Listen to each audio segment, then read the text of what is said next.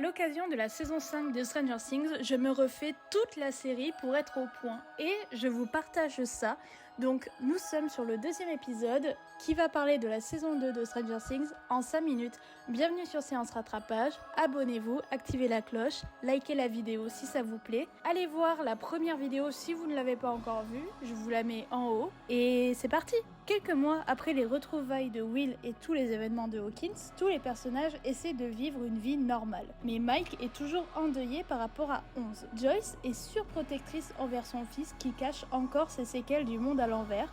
Et enfin, une nouvelle élève arrive à Hawkins. Ce qui fait de l'œil à Dustin et Mike, car Maxine, ou plutôt Mad Max ou Max, n'est pas une fille comme les autres. Elle fait du skate, joue aux jeux vidéo et aime Halloween.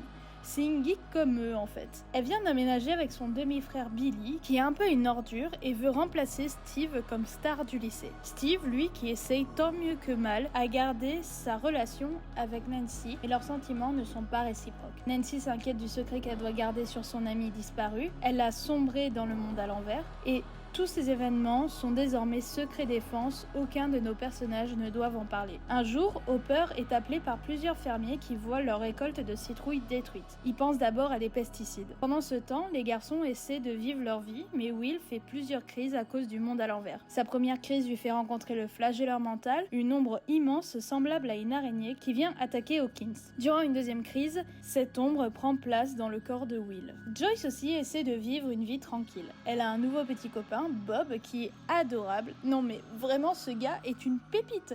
Il essaye tant bien que mal d'être un beau père pour Will et Jonathan. Vraiment adorable, je l'aime.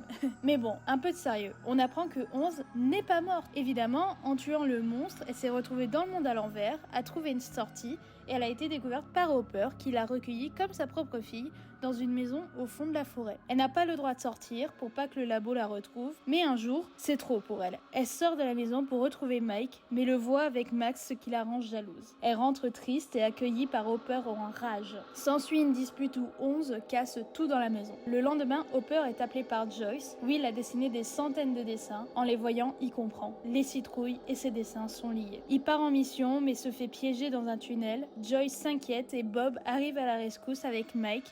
Ils comprennent que les dessins forment un plan de Hawkins et retrouvent Hopper à temps. Le labo débarque en même temps après avoir découvert tous ces tunnels créés par le monde à l'envers. Mais calmons un peu le jeu. Nancy rompt avec Steve, qui ne s'inquiète pas assez selon elle, et cette dernière va trouver de l'aide encore et toujours auprès de Jonathan. Ils vont aller voir Murray, un enquêteur sur Hawkins, et pour tout lui raconter et essayer de faire tomber le labo. Lucas essaye aussi de faire comprendre l'histoire à Max. Dustin trouve une bête dans sa poubelle, mais en grandissant, elle s'avère être une créature du monde à l'envers. Il trouve alors seulement Steve pour l'aider, car ses amis étaient occupés à autre chose. 11, elle, trouve un dossier sur le labo parlant de sa mère, et elle part à sa recherche. On découvre qu'elle a été enlevée à sa naissance par Brenner, et sa mère a subi un lavage de cerveau.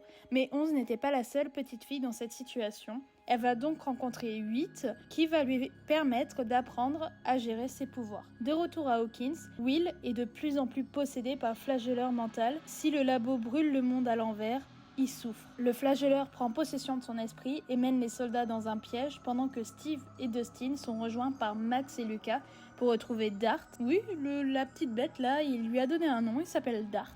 Il le retrouve, mais ce dernier va rejoindre les autres créatures qui envahissent le labo. Steve et les enfants se dirigent là-bas, tout comme Nancy et Jonathan qui ont compris que des gens étaient allés chez eux. Will, Joyce, Mike, Hopper et Bob essayent de s'échapper du labo, mais Bob ne s'en sort pas vivant. Ils sont récupérés par Nancy, Jonathan et les autres et fuient chez Joyce. En cherchant à se débarrasser des créatures, ils comprennent qu'ils doivent battre le flagelleur mental qui contrôle tout et arrive à communiquer avec Will pour savoir où l'ennemi se trouve. Eleven a compris que ses amis étaient en danger et débarque surprenant tout le monde. Ils partent en mission en 3 groupes. L'un va faire diversion en brûlant le tunnel. Le deuxième va sortir le flagelleur de Will en exposant à la chaleur. Le troisième groupe, composé de Hopper et 11, va au labo pour fermer pour de bon le portail. Les missions réussissent toutes et la menace s'est écartée. Le labo est désormais fermé. Nos héros fêtent ça au bal de l'hiver. Max embrasse Lucas, Mike embrasse 11 et tout le monde est heureux. Mais personne ne se doute que le monde à l'envers existe toujours. J'espère que ce résumé de la saison 2 de Stranger Things vous aura plu. On se retrouve très vite